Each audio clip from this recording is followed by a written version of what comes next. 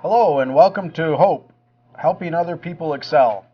My name is Jim Pate and I'll be your host for the next half hour. We'll get to spend a little time together and hopefully I'll be able to inspire you and help you just improve your feelings, your life, and a rising tide raises all ships, and so we're hoping to help start that flow of water so that all of us can be lifted up and all of us will, as a result, do better and be better people. So I want to thank our staff here at WCET Television here in Hudsonville and all of the fine sponsors who help make this station possible.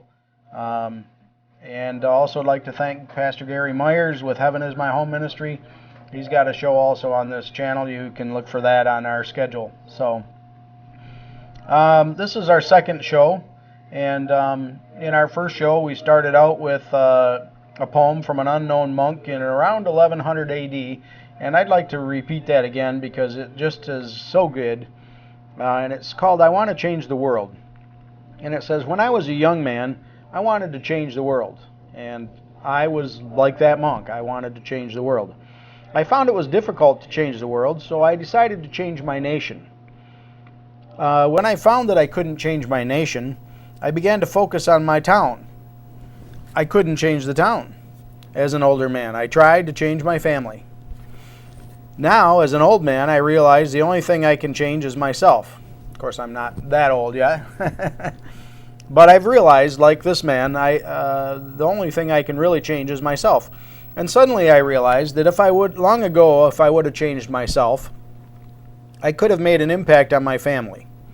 My family then could have made an impact on our town. Their impact could have changed the nation, and I indeed would have changed the world.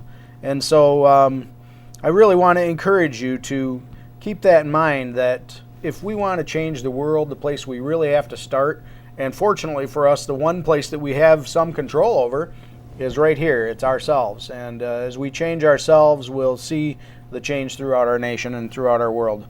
So change your thoughts and you'll change your world. We change our thoughts by reading, and I have a lot of good books, and I'm going to refer to those books throughout my show from time to time. Some of the ones that I'm really fond of is The Magic of Thinking Big by Dr. David Schwartz. And I'm going to make that a giveaway for this show. Anybody that calls in, I'm not anybody, but whoever calls me first at 616-799-0517, because I only have one book. But I want to give this to you as a gift for listening into our show. And I know that it'll be a blessing to you because it's been an amazing blessing to me. It's an amazing book, and it's really, truly changed my life. And I know it will change the world, and it'll change your life as well. So The Magic of Thinking Big, and that's one of the books that I refer to. I also have another book here, How I Raised Myself from Failures to Success in Selling by Frank Betcher, who used to be a famous baseball player, got injured playing baseball and wasn't able to play anymore. And so he started selling insurance. That's a tough gig. I'm glad I don't have to do that. But he talks about how he just was a failure at first. And how by learning certain things from Dale Carnegie and many other authors, he did the same thing I'm doing. He read. This book was written a long time ago. Oh, Jim? Yes. We have a caller for that book. Oh, Her really? name is Barb from Greenville. Awesome. And she appreciates watching you, and that's the compliments I've got. Awesome. Excellent. Well, thank you, Gary. You bet. So this Magic of Thinking Big will go out to Barb in Greenville, and that's a good thing there. I know that'll be a blessing to her. So anyway, so Frank Betcher learned from other people how to improve himself, like we talked about in the little poem, Change Yourself and You'll Change the World. And he raised himself from failure to success in selling, wrote this book about it because he wanted to share what he had learned with the rest of us. And I'm so glad he did because it's been a big improvement to me. Jim Rohn is a favorite speaker of mine. He's a motivational speaker. And he said it's not what a book costs, but what it'll cost you if you don't read it.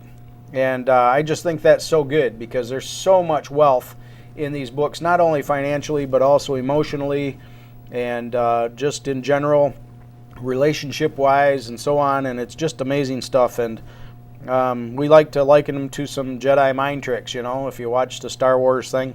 But it's just really amazing, the stuff that at my age I never thought that there'd be so much that I still had to learn. And as I continue to read, I'm continuing to learn that more and more I've got a lot to learn. So anyway, last week we kind of covered some things out of Dr. David Schwartz's book, The Magic of Thinking Big. Believe you can succeed and you will. And that is so important, what we believe and what we know in our hearts. And we have to believe it with conviction, not just, yeah, I believe. And I think the same is true with God, that He wants us to believe with conviction on Jesus. That's where our salvation comes from. It's not about just merely saying you believe. It's more about what you really believe with conviction. And so believe that you can succeed and you will. And that comes out of David Schwartz's book, Magic of Thinking Big. And I know that our guest will enjoy reading that. And then on how I raised myself from failure to success last week, and we read how one idea multiplied his income and happiness. And he tells just in the beginning of his book how just one small idea that he had of improving his enthusiasm, just that one little thing. He decided to be enthusiastic. He decided to be energetic while he went about his work. And as a result, he raised his pay like 700%. It went from $25 a week. That'll kind of give you an idea how long ago this was. But from $25 a week to, I forget now what he said, I think $185 a week it was. So 700% increase just because he chose to be enthusiastic. So I want to encourage you to do that. Again, back to the Magic of Thinking Big and Dr. Schwartz. He talks about another change in attitude is putting service first. We want to be of service to people. We want to go the extra mile. We want to do the extra things. Don't just do what people expect of you. Do a little bit more. Help somebody out and just go that extra mile. And then also we went over a book called Wave Makers last week.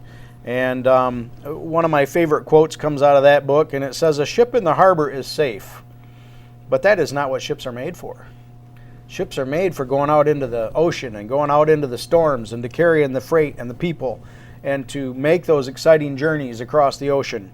And so we want to encourage you to not stay in the harbor. That was part of last week talking about don't stay in the harbor where it's safe, but get out there and make some waves and make things happen in your world, and our world will be a better place as a result of it. So today I've got a quote from Zig Ziglar. It says, "Your attitude, not your aptitude, will determine your altitude." And I think that's so good and something for us to always keep in mind when we're talking about attitude. And that's why attitude is so important. That's why Magic of Thinking Big says if you think big, you'll receive big. Because what we do as a result of our attitude really makes a big difference. We can have a bad attitude and our course will be downhill and we'll not do well. Or we can choose to have a good attitude about everything in life. We talked, I've got a quote in here from a little story about Babe Ruth and how he pitched, and we used this a little bit on Gary's show today. But you know, how Babe Ruth had tried to always do well, of course, but he didn't always do well. He had failures and downtimes just like we do. And the little story says, as the great slugger came to it was the 8th inning, and he came up to his 3rd term at bat, the situation was critical. The Athletics were leading the Yankees 3-1. The bases were full and 2 were out. As Babe selected his favorite bat and started toward the plate, the crowd rose in a body as if to signal. The excitement was tremendous. "Strike him out again," pleaded the fans to Grove. Starting around the pitcher's box, it was easy to see that the big southpaw just knew that he would. As the mighty batter took his position, the crowd became hysterical. There was a pause. Mickey Cochran, the A's great catcher, crouched to give the signal. Grove threw one with lightning speed. Ruth swung. Foul tip. Strike one, roared the umpire. Again the signal and the pitch. Too fast to follow. Again Babe took that magnificent swing and missed. Strike! Roared the ump. Ruth staggered and went down. He had literally swung himself into the ground. As Gary would say, he screwed himself into the ground. Swung himself off his feet. There was a cloud of dust as the big fellow sprawled on the ground. The crowd was going mad. I turned to a stranger that was sitting alongside of me and shouted something in his ear, but the noise was so great that I couldn't even hear my own voice. Finally regaining his feet, the Bambino, as he was called, brushed the dust off his trousers, dried his hands, and got set for the next pitch. Grove delivered the ball so fast that none of the fans saw it. Babe swung, but this time he connected. It was only a split second before everyone seemed to realize that what had happened. That ball is never coming back again. It was out of the park.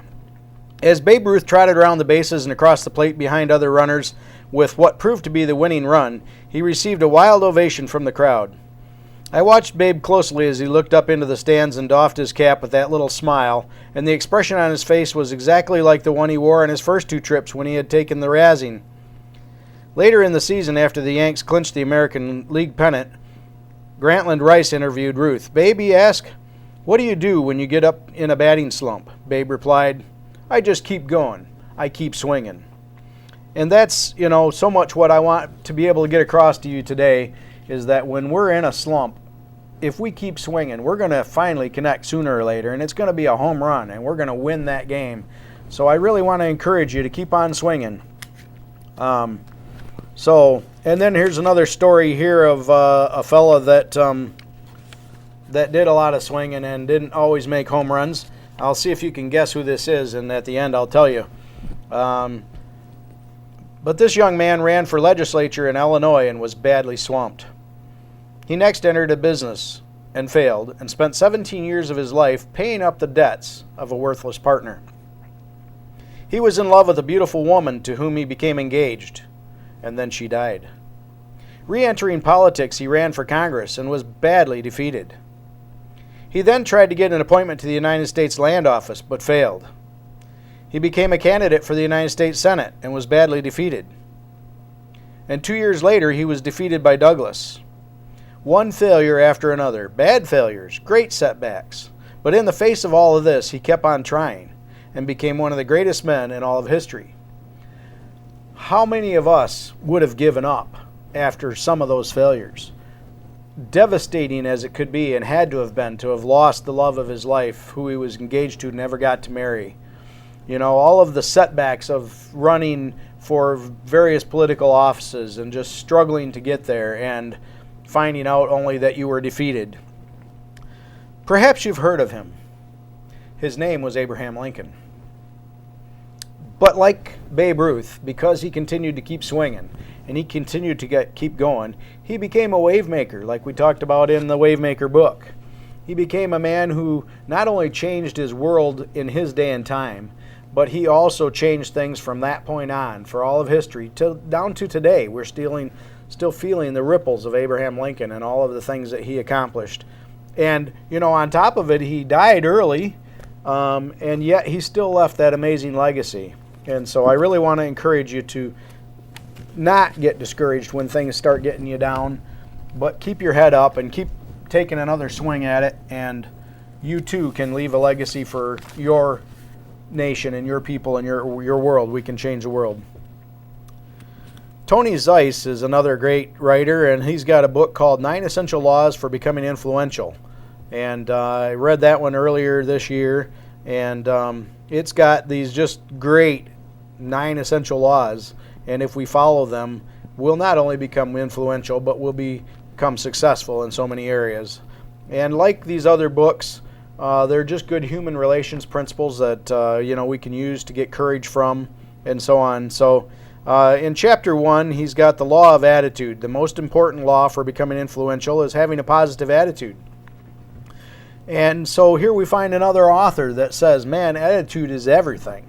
If you can have a good attitude and you can maintain a good attitude, even when things get you down, you'll be able to make that home run hit like Babe Ruth did, and you'll be able to become an amazing politician and president like Abe Lincoln did. Optimistic people are cheerful and fun to be around and do well at their endeavors to succeed in life. What kind of people do you like to hang around with? I like to hang around with happy people. I like to hang around with excited people.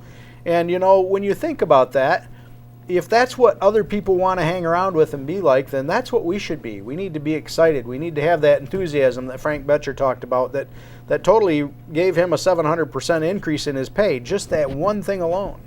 So it's important that that we remain excited and enthusiastic, but we also need to be happy. And we talk about smiling a lot, and that's something that I am working on and I like to do, and I'm going to do that more. And a good firm handshake, how does that feel when you meet somebody and you give them a handshake and they give you a good firm handshake? Because they are enthusiastic, they are confident, they know who they are, they're not at all insecure. And then an upright posture. People walk around, and if they got their head down and they're moping around, you can look at them and tell.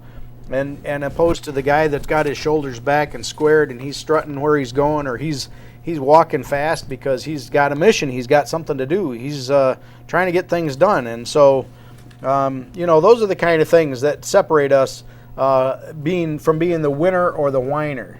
And nobody wants to hang around with Debbie Downer. Nobody wants to hang around with that whiner. They want to hang around with people that are upbeat and happy and excited. And so I just want to encourage you to do that. I believe it was last week we discussed also, just went out the window. What happened? I'll get it here in a second. So does it threaten my soul? These are 3 questions you can ask yourself about, should I get upset and excited about this, or maybe I can maintain my cool? Does it threaten my soul? No. Okay, well then it's probably not that important. Does it threaten my family or my friends? No, it's probably not that important. How important will this be in 50 years from now, or even maybe 10 years from now, or even 5 years from now? We get so upset and angry about some guy that cut us off in traffic or something like that. And, when you think about the overall scheme of things, is that going to affect anything 5 years from now? Is that going to make a difference? It's not going to make a difference. And so we really need to pick and choose the things that we find important, or the things that we focus our energy on. And rather than getting angry with people, we need to just, realize that, that's really insignificant. And just let that slide, because we've all made mistakes and we want people to give us grace when we make mistakes. And so it's important that we give them grace when they make mistakes as well. And so these are all things that I'm trying to work on in my own self, and that will change my life. And in changing my life, as we said in the little poem earlier, we can change the world. The Dalai Lama is quoted as saying, "When you think everything is someone else's fault, you will suffer a lot. When you realize that everything springs only from yourself, you will then learn both peace and joy."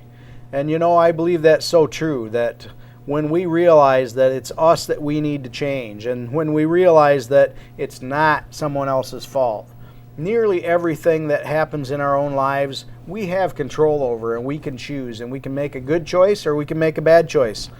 A business partner of mine, Chris Brady, he tells about in South Carolina, North Carolina, where he's from. I can't remember which. I always get those two mixed up. But he talks about how the little squirrels like to run out in the road, and I'm sure you've seen the commercials for the insurance too, where the little squirrel's out there and you're trying to decide if he's going to go left and going to go right. And Chris Brady always says, make good choices, make good choices, make good choices, because the choices that we make are going to be critically important, especially if you're in the position of that squirrel, because if he darts to one way and winds up under the tire, that's not so good. So, we want to remember to make good choices. But, we always got to remember that the choices we make are our choices to make. They're not somebody else's choices. And we're responsible for our own actions and our own choices. We can choose when we get up in the morning to be excited and go through this day and say, you know what, I'm going to have a great day, and make it a great day. Or we can get up in the morning and go, I'm so tired, and it's Monday again, and I got to go to work. And that's a choice that we make. We need to make good choices like that little squirrel. We need to make a choice when somebody says something to us that might be sound a little bit offensive to us. Do we take offense? Or do we choose to say, okay, I'm going to take that in the best possible light that I can take it, and I'm not going to get upset and excited, but instead I'm going to have a good day anyway. And put on a smile and answer that person in a cheerful manner. And those, again, are choices. And those choices can make a big difference on how our day ends up turning out. If we choose to answer back with wrath, the Bible says a soft answer turneth away wrath, but grievous words stir up anger. And it's so important that we we choose the soft answer, that we make good choices, so we don't wind up bad like that little squirrel. So, and then a woman by the name of Louisa May Alcott, she wrote a book called Little Women. It was a little woman. It was a novel, and she wrote several books, but that was probably her most famous. But she says, simple goodness is the best capital to found the business of this life upon. It lasts when fame and money fail, and it is the only riches that we can take out of this world with us.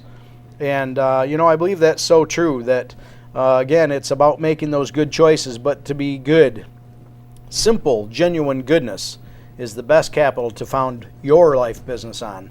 And when it comes to the end of your life, it's one of those richness things that you'll be able to not only leave with all generations because you shared your simple, genuine goodness, but also that you get to take with you because others have shared their goodness with you. I want to talk to you a little bit today about a thing called Hyperloop.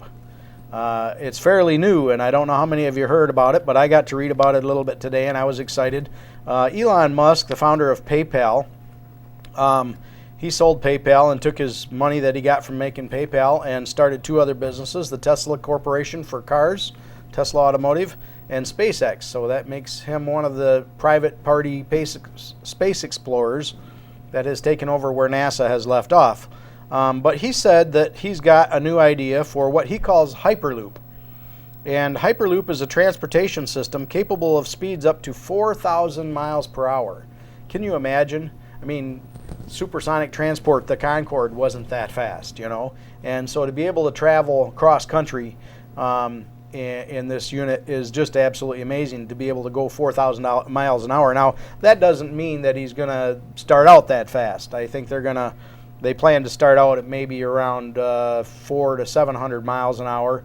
And then, as they test it and prove its safety, then they'll be able to increase that. But it does have the capability of going up to 4,000 miles an hour. They're going to start building the first section next year. They're going to build a 5-mile stretch to do a prototype testing on to make sure that it's safe and whatever, work the bugs out of it. And then they plan to start one that'll go from LA to San Francisco.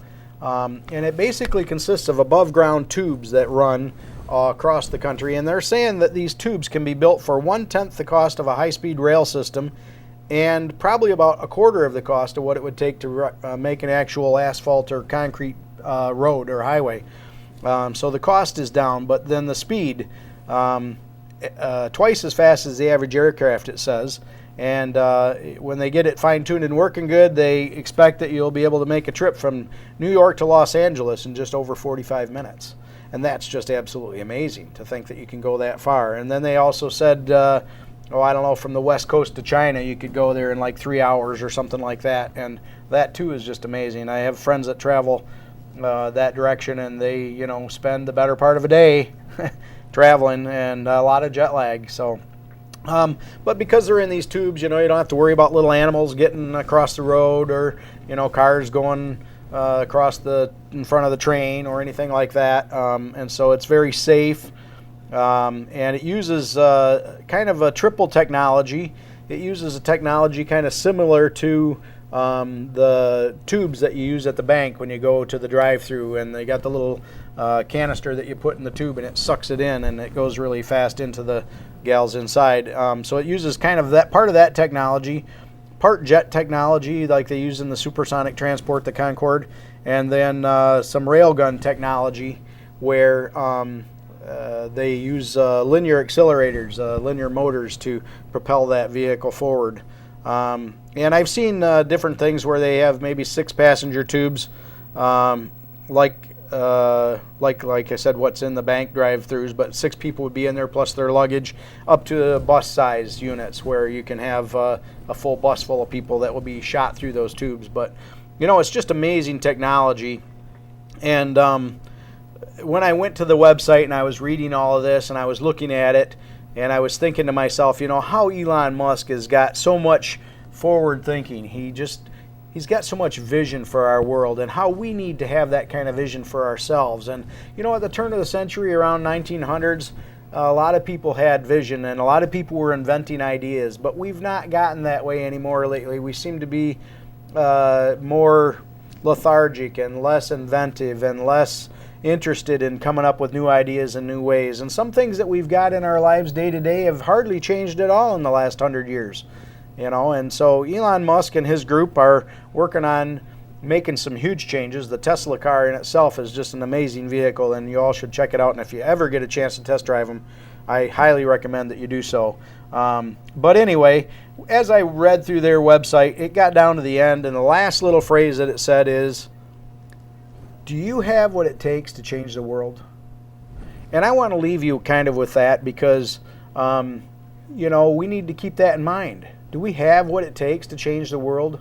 We want to change the world. When I was a young man, I wanted to change the world, but I have to change myself. But in doing that, do we have that vision? Do we have that persistence? Do we have that motivation that keeps us going even when we've swung and missed several times, even when we've lost some elections, even when someone near and dear to us dies and goes on? Do we have what it takes to change the world? And I just really want to encourage you. Thomas Edison was another example of a man who he tried over 10,000 times to create the light bulb. 10,000 times. Each time was a failure. And when he was asked about it, he said, "I have not failed 10,000 times. I just found 10,000 ways not to make a light bulb. 10,000 ways that didn't work." And, that, again, is one of those choices where he chose to not let that get him down, but he made a choice and said, "You know what? I'm not going to get discouraged, even though I've tried this 10,000 times and it failed." It's still that one more time that he finally did, and he finally made it, So C.S. Lewis, a great author, says, "Hardships often prepare ordinary people for an extraordinary destiny." And I think so much that is what we need to keep in mind when we make that choice to be happy or not is, I just went through a hardship. It was a tough time, but it gave me more tools for my toolbox. It gave me a little bit more strength to continue to carry on. Robert Kiyosaki, the author of the Cash Flow Quadrant, said, "Success is a poor teacher. We learn the most about ourselves when we fail. So don't be afraid of failing. Failing is part of the process of success. You can't have success without failure." And so we need to keep that in mind, that no matter how many times we fail, if it's like Thomas Edison, 10,000 times we failed, we're not a failure. Orrin Woodward is a man I look up to a lot, and he's a New York Times best-selling author of a book called 13 Principles or 13 Resolutions for Life.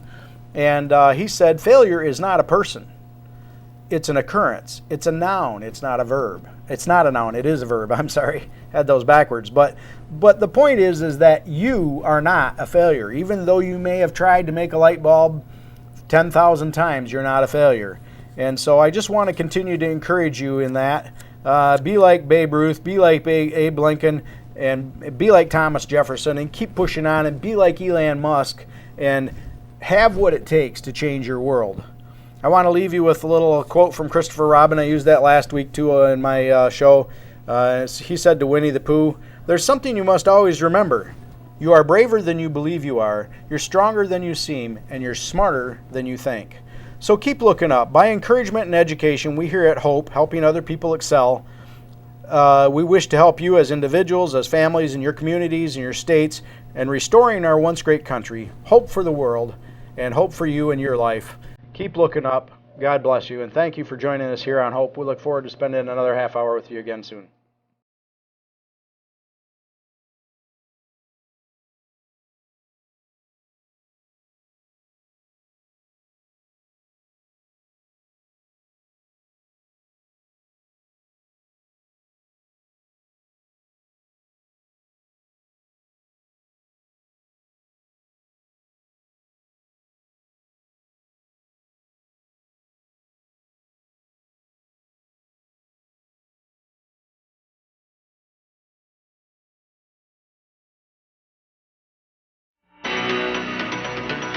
Sooner or later, you realize you're ready. Ready to believe that you can achieve anything. That it might not always be easy or quick. But the things worth doing rarely are. You know what you want. Get there with education, training, and experience. Aim high. Air Force.